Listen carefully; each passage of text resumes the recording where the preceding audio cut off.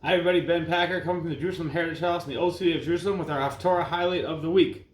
This week's Parsha in Israel is Chukas, and the Haftarah is from Shoftim, Judges. And it's the famous story of Yiftach. And if you haven't read this, it's really worth a look. Definitely movie material here. Yiftach is kind of like a Rambo figure, I guess you could say. He's discarded from his family, and then he comes back and rescues the Jewish people. It's a heck of a story. Anyway, so before we get to the verse over here, what's going on is Yiftach has chosen to fight against the king of Ammon, who is threatening the Jewish people. And before he goes to fight him, he sends emissaries to try to speak it out with him, to avoid the war. Just explain to him, people who don't mess with us don't get hurt. People who do mess with us get hurt real bad. Typical situation.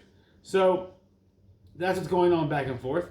And then Yiftach says to him like this: "And now Hashem, the God of Israel, has driven out the Amorite because of his people Israel, yet you would possess it?"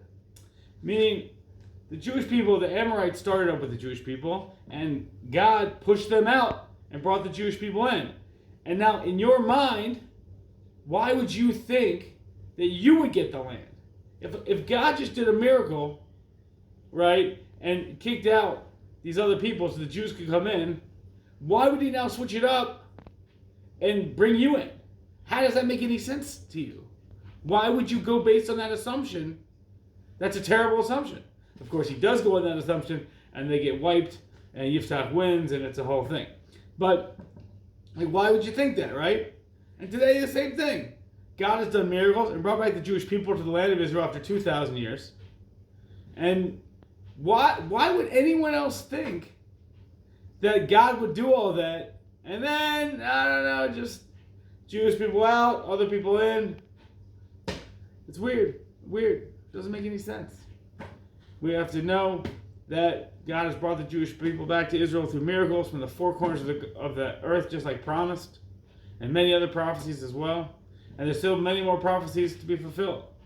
But in the meantime, we can have the confidence that we're heading in the right direction, and the idea that someone else is going to come and replace us here or something it's about as realistic as it was here. Not very much. So we stay the course and we'll be all right.